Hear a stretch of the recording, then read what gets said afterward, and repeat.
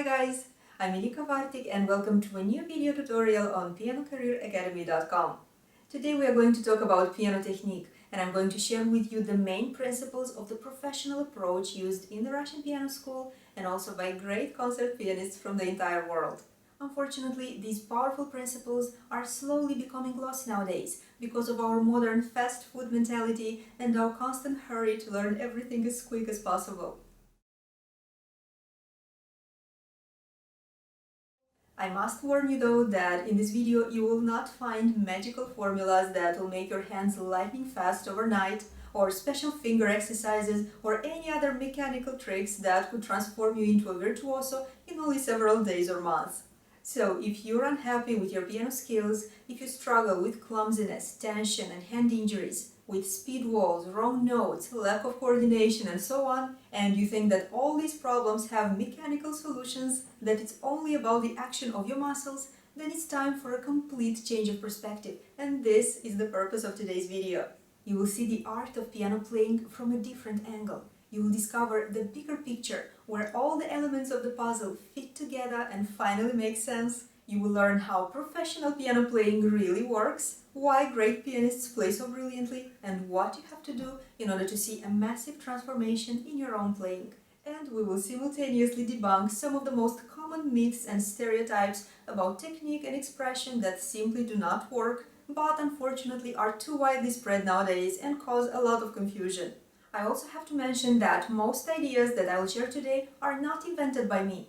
They date back to Frédéric Chopin's teaching, being used with great success by many professionals from the entire world. I learned them from my own wonderful teachers during more than 20 years of intense studies, and today I want to combine them into a comprehensive and well-structured system for all of you, which will hopefully offer you clarity in case you have heard some of these ideas before, or if you haven't, that you'll have a big revelation, discover a whole new wonderful world you never even knew existed, and start making some awesome progress.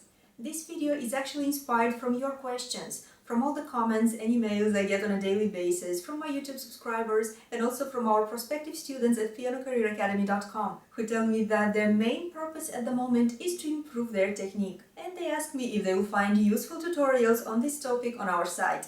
The short answer is yes, of course they will. However, this unilateral approach is not entirely correct or efficient. Before explaining why, I will mention that technique is indeed very important and nobody can deny this. If you practice correctly, in the manner that I'll describe in a moment, you will take your technical skills to a whole new level, discovering and mastering important ergonomic professional principles such as whole arm action and weighted playing, correct key attack and sound production, how to combine arm and wrist relaxation and freedom with hand and finger strength, wrist flexibility, navigation and anticipation, and you will certainly develop your technical power and endurance, your dexterity and velocity, your coordination and accuracy, the technical freedom, stability, comfort and control, and this list can go on and on. These principles, together with lots of correct practice, will help you to play in a fluid, free, tensionless manner, without clumsiness and rigidity, without hand injuries and all the other frustrating limitations created by an incorrect playing habit and a poor technique. However, in order to become a really good pianist and musician, you need to understand the bigger picture.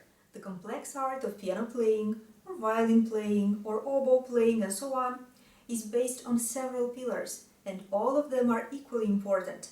Hearing, including pre-hearing, which is also called inner hearing, imagination and mental anticipation, artistry and expressive skills, technical freedom, control and accuracy, theoretical knowledge, analytical abilities, and practice skills that allow us to bind all these elements together and make progress. These elements are not mutually exclusive, but mutually dependent and complementary, and they should be developed harmoniously and simultaneously. If any of them is missing, your practice will be unilateral, and it will be very hard for you to make real progress.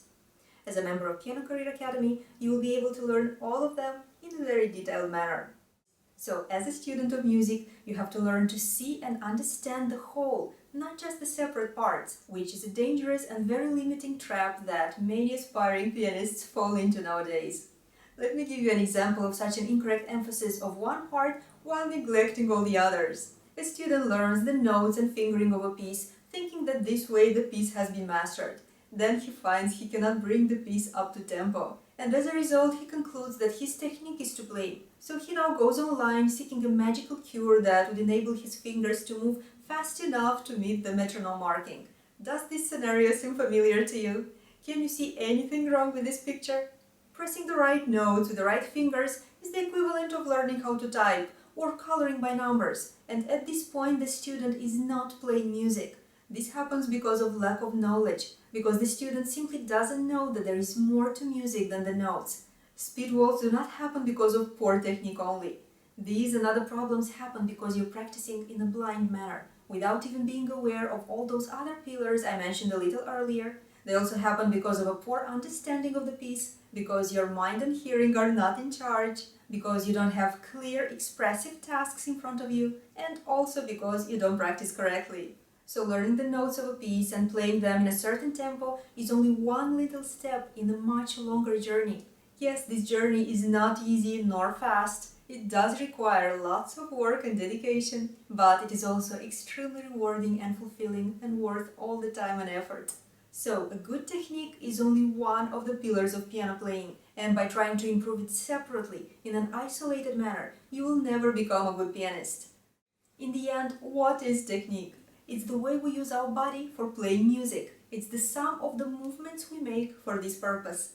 Unfortunately, in our quest for polishing the most efficient and perfect movements, many of us tend to forget why we need these movements in the first place.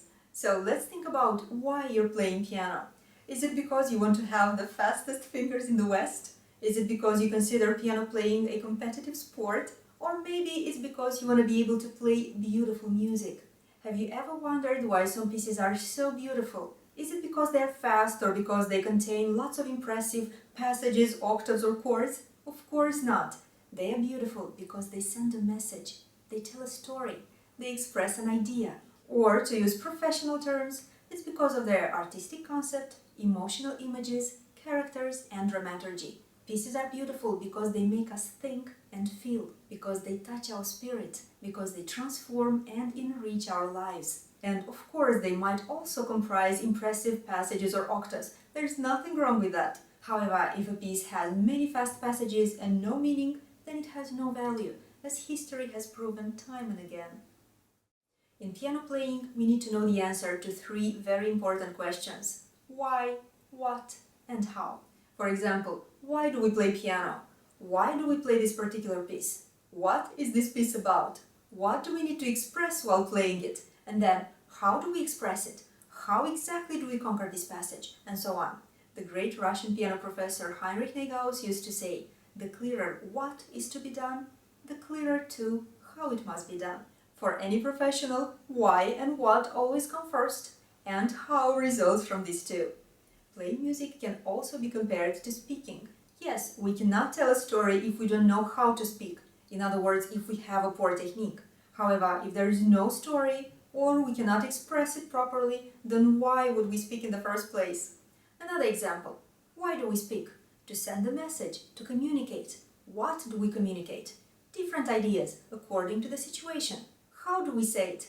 By using expressive means, volume, intonation, rhythm and tempo of speech, etc. And also technical means, moving our tongue, jaws and vocal cords in certain ways. Now, imagine that someone would tell you that in order to become a good public speaker, all you need to do is develop your technique, to learn how to move your jaws and tongue with good velocity and precision. Absurd, isn't it? It's actually the opposite. In order to become a good public speaker, you need to have an idea to share. In other words, you need to be smart and know what to say. Then you need to learn how to speak expressively so that your message will actually reach the audience. by using appropriate volume, intonation, rhythm of speech, phrasing, etc. And in the process of training these skills, you will simultaneously train your diction, including the exact movements of your tongue and jaws, in other words, your technique.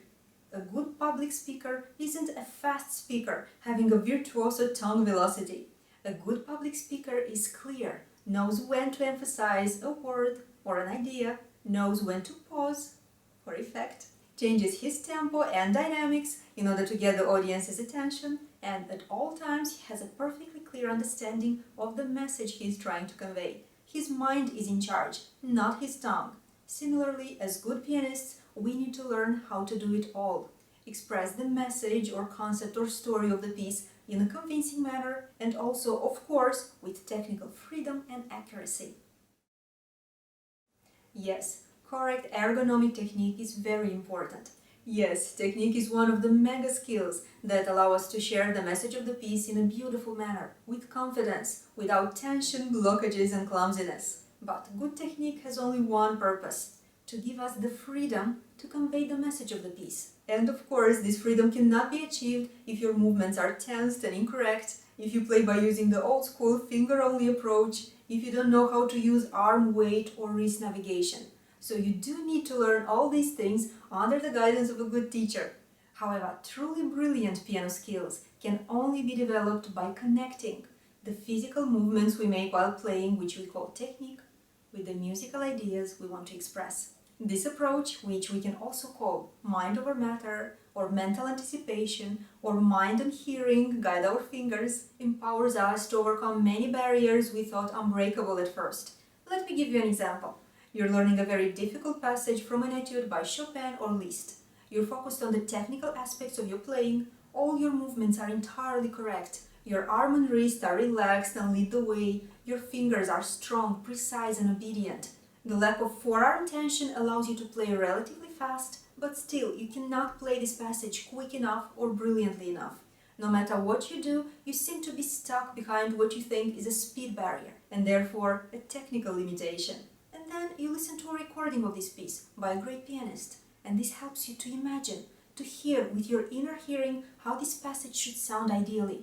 This vision, this clarity, this awareness is the final straw that will break the barriers back, because we can only play as fast and as brilliant as we can imagine, and all the movements of our fingers ultimately originate in our brain. You will learn why and how exactly this works by watching many of my other tutorials.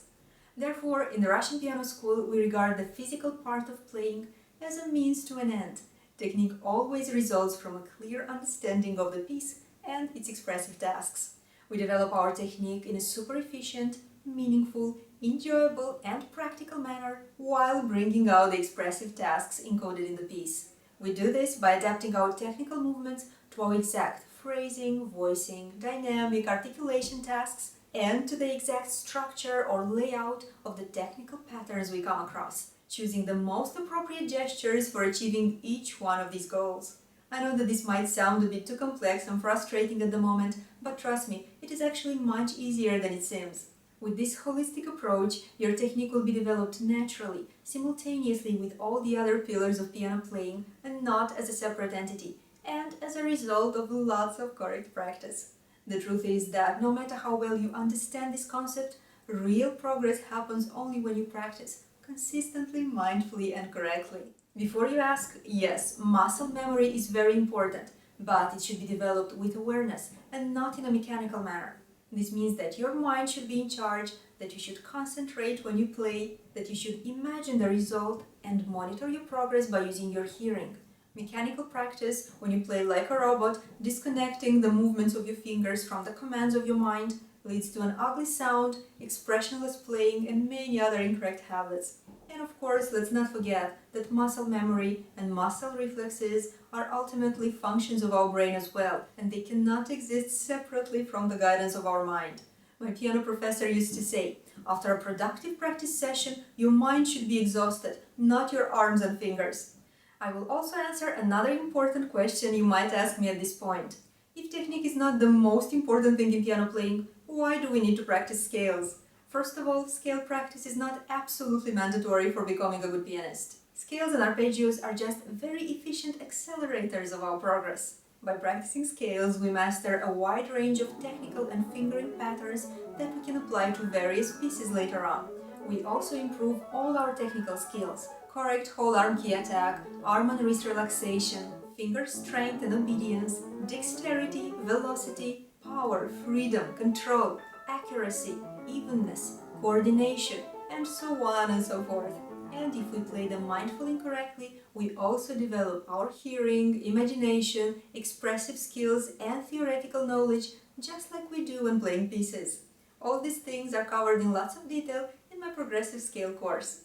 So, with your hearing and awareness guiding your practice, your playing will never be mechanical and clumsy, your sound will never be harsh and percussive, but instead noble, rich and beautiful, and you'll never simply hammer the instrument instead of playing, as unfortunately many technique-oriented piano students do nowadays. And now that you understand that technique is not the center of the universe when it comes to piano playing, but only one of the pillars of our art, let's debunk a very common myth about one of the other pillars, expression. In the end, technique cannot be separated from expression, and expression in its turn cannot exist without technique. That's why we need to understand them together, to see how they function as a whole. And so I decided to talk about both these concepts in today's tutorial. What does the term expression mean to you? Unfortunately, this term is severely misunderstood and misused nowadays, and many people mistakenly think that expression is simply about playing with feeling, with emotion, and therefore it's impossible to develop and not worth worrying about. This is entirely incorrect. Have you ever watched inexperienced people play with feeling, aka with lots of inappropriate rubato, with weird dynamics, with many wrong notes, with funny facial expressions, and also with exaggerated body swings and many other awkward movements? Unfortunately, what they do is not expression. It's only raw feeling without the guidance of understanding, knowledge, and skill. So please do not confuse expression, which you can witness in the playing of great masters, with simple feeling or emotivity. Yes, we do need to feel the music we play, don't get me wrong, but expression is so much more than that. True musical expression is a professional skill set that we develop in time, in a gradual manner. It is based on a good understanding of the performed piece and combined with the exact knowledge of how to create certain effects, and of course with the technical skills, reflexes and muscle memory that help us to do so. So the technical element is important here as well. In the Russian piano school, expression is simultaneously an exact science and an art, but the science part is always in charge. Expression allows us to bring out the emotional images, ideas and characters encoded in a certain piece. This is all done in a very exact manner that can be measured, broken down and therefore taught. Yes, in this process we also learn how to feel the music, but we do it from a place of knowledge and awareness, without clumsiness or awkwardness, without stylistically inappropriate tempos or dynamics, combining the intellectual, spiritual and physical parts of our playing with the emotional one for a complete picture. Let me give you another example. Each piece has an artistic concept or a main idea and a dramaturgy, or the expressive story that unfolds in time, being reflected in the form of the piece. In each piece we also have one or several emotional images, states of mind or characters. For example, a piece can be joyful or sorrowful, lyrical or energetic, triumphant or melancholic. It can have a concrete subject depicting, for example, a cat, a sparrow, a landscape, a love story and so on, or an abstract circle of images triggering direct emotional responses such as nostalgia, serenity, loss, anger, frustration or merriness. In order to bring out all these things in our playing, we need means of expression. Here are the most important ones: sound color, timbre and quality, articulation, dynamics, intonation, phrasing, voicing and sound balance, meter, tempo and pulsation, including the tempo fluctuations, and harmonic color. Each one of these expressive means is created by using specific commands of your mind and hearing in coordination with specific technical movements. For example, in order to express a lyrical peaceful character in Liszt's famous Consolation No. 3, I need to play this fragment.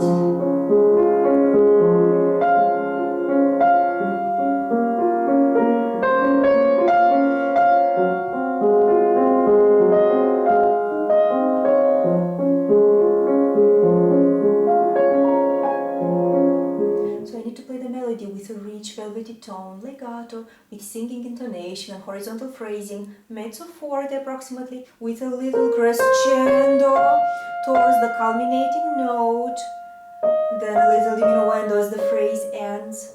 The melody has to be deeper than the accompaniment. I can use a little rubato, this is Liszt, this is romantic music, and I have to listen very well to the harmonic colors created by the accompaniment passages. How do I do this? By using a deep, relaxed, weighted and gradual key attack, by transferring the arm weight from one strong finger into the next one, while keeping the wrist entirely flexible, by listening to the connections between notes and using wrist navigation for smoother legato. In other words, from the character and musical image result the means of expression for bringing them out. The means of expression, in their turn, dictate the exact mental, oral and technical methods that allow us to transform our vision into audible reality. They are all important, but if you simply play with weight and move your wrist correctly, but you disconnect your mind and hearing and you forget that your main purpose is to play with a lyrical character, then all your efforts will be in vain. The expressive intention is the foundation. It is the matrix that is always there in the background, shaping all our thoughts and gestures. This is science and art at the same time, and by learning all the secrets of this process, you'll take your piano skills to a level you didn't even know existed, and you will finally understand why great pianists are so good. So when your instinct or intuition guide your movements without understanding what you're doing, how you're doing it, or why you're doing it in the first place, this is not expression. This is simply passion, lacking professional guidance, and the sign to get a good teacher. Also, many people think that expression is a talent, that it's a gift, that it's something magical and unexplainable that you're born with. Yes, talent, or the predisposition to learn something a bit quicker than others, plays a little role in the process of developing good expressive skills, and there's always a bit of magic in any art. However, talent is only 1 to 5% of the formula. The remaining 95 to 99% are skills that anyone can learn. An inspired artistic performance is 99% correct practice and only 1% talent. Moreover, a lazy, talented person will never be successful, while a determined, not talented pianist who practices correctly and consistently has all the chances of becoming a very good pianist. Therefore, if your main goal at the moment is to improve your technique, this goal and your entire perspective on piano playing has to change, and you have to begin learning our complex art in a holistic manner. The why, the what, and of course, the how. Brilliant technique is a means to an end and not a purpose in itself. Empty virtuosity with no meaning has no value, and it cannot transform someone into a good pianist. Great technique is a natural consequence of a powerful mind, a good hearing, knowledge, and lots of correct practice, and it can only be developed in harmony with all our other piano skills. Of course, it will be up to you to apply all or several of my today's recommendations to your practice, but now that you understand the bigger picture and you know more about the professional approach to piano technique and the art of piano playing in general, you'll be able to make an informed decision. Thank you so much for watching this video, and if you found it helpful, don't hesitate to let me know in the comments below, and also share it with your piano friends if you think they'll benefit from it. Also, if you want to learn more, join my piano coaching program at pianocareeracademy.com by clicking on the link in the description box below, and have unlimited access to many hundreds of other exclusive and very detailed piano playing tutorials, including step-by-step courses that reveal the professional principles of the Russian piano school via my holistic approach to piano playing and lifestyle. Take care, enjoy practice, and I'll see you really soon. Bye!